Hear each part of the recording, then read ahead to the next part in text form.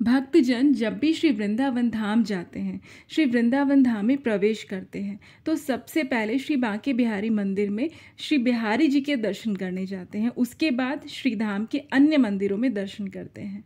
लेकिन क्या आपको पता है, श्री धाम में प्रवेश करने के भी कुछ नियम हैं। यूँ तो श्री ब्रज धाम हमारी प्यारी श्री श्यामा जी का है। उनकी अनुमति के बिना कोई भी श्री धाम में प्रवेश भी नहीं कर सकता। उनकी कृपा से ही हम बद्ध जीवों को ये सुख प्राप्त होता है। बस यहीं पर हम बद्ध जीवों का भी कुछ कर्तव्य बन जाता है। श्री ब्रज धाम जो श्री गोलोक धाम का ही अंश है, उसके मान और पवित्रता का आदर व सम्मान करें। अब बात आती है कि ये नियम कौन से हैं। दरअसल ये नियम नहीं है, ये है श्री वृंदावन धाम के 5 शुद्ध भक्तों से आज्ञा लेना, आग्रह करना, उनसे विनती करना। तो देखना, जब आप श्री बिहारी जी के दर्शन करने जाएंगे तो आपको और भी ज़्यादा सुख, शांति और आनंद की अनुभूति होगी और साथ ही श्री राधा रानी जी की कृपा भी प्राप्त होगी। तो पहली आज्ञा लेनी है श्री धाम की ब्रजरज से।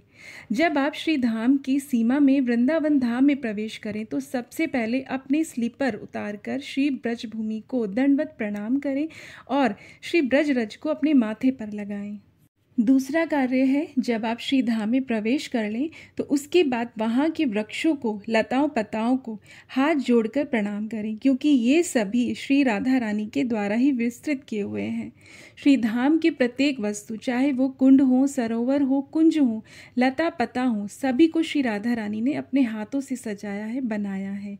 तीसरा कार्य है, श्री यमुना महारानी जी को दंडवत प्रणाम करें।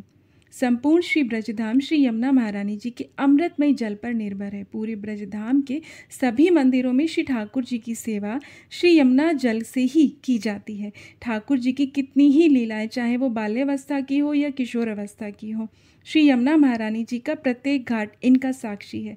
श्री युगल सरकार की रसमय लीलाओं का साक्षी है।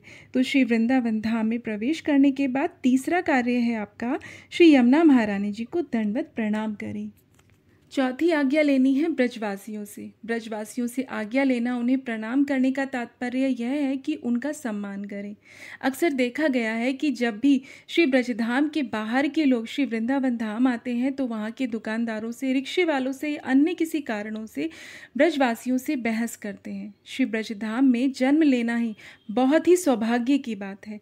हमारे श्री गुरु महाराज जी बताते हैं कि जो जीव श्री ब्रजधाम में जन्म लेते हैं वो श्री युगल सरकार के साक्षात पार्षद ही होते हैं, तो उनके साथ किसी प्रकार का दुर्व्यवहार ना करें।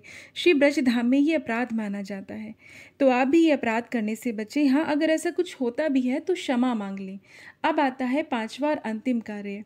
अंतिम प्रणाम करना है श्री गोपेश्वर महादेव को।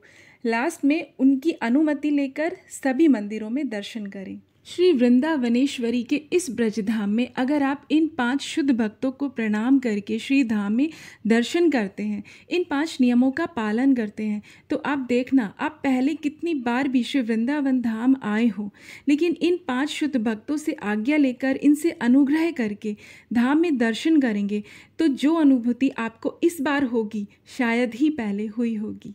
हरे कृष्णा।